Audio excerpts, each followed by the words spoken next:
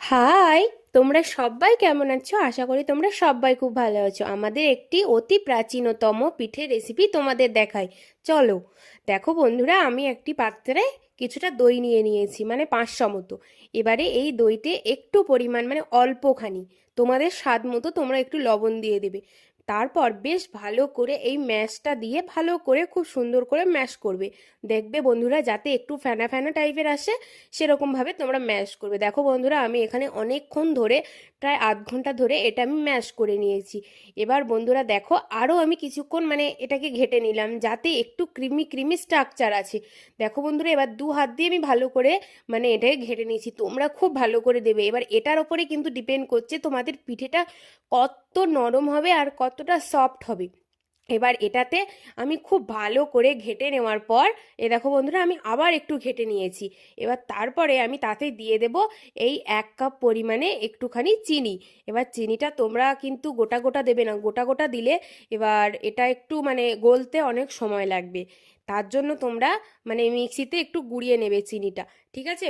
এবার আমিও তো মানে প্রথমে বুঝতে পারিনি, তাই আমি প্রথম দিন যেদিন করেছিলাম তাই মানে গোটা গোটা দিয়েছিলাম, তা আমার ওটা গলতে অনেকক্ষণ লেগেছিল। তাই আজকে আমি একটুখানি মিক্সিতে গুঁড়িয়ে নিয়েছি।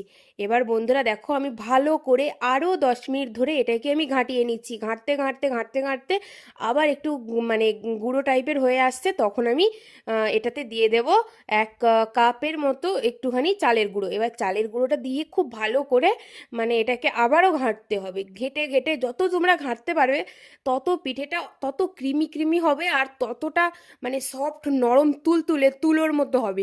মেঘ যেমন তুলতুলে হয় না, যেমন তুলোর মতো ভেসে ভেসে বেড়ায়, পিঠেটাও তেমনি সেম হবে এরকম। এবার বন্ধুরা, আমরা এটা ভালো করে ঘেটে দিলাম। ঘাঁটার পরে এবার যতটা পরিমাণ আমি মানে চালের গুঁড়ো দিয়েছি, এবার তার থেকে একটু কম আমি ময়দা দিয়ে দেবো। এবার ময়দা দেওয়ার পর আরও ভালো করে ঘাঁটবো। এবারে এতেতে কিন্তু তোমরা এক ফোঁটাও জল দেবে না। এবার জল দিলে কিন্তু জিনিসটা তোমার খেতে মানে পানসা পানসা টাইপের হয়ে যাবে। এবার তাতে আমি মানে জল ছাড়াই মানে এটাকে আমি ঘেটে নিলাম। ঘাঁটার পরে একটুখানি খাবার সোডা দিয়ে দেবো। খাবার সোডা দেওয়ার পরে তোমরা বেশ অনেকক্ষণ ধরে ঘাঁটবে। মানে ঘাঁটার পরে একটু মানে ফুলে ফুলে টাইপের উঠবে।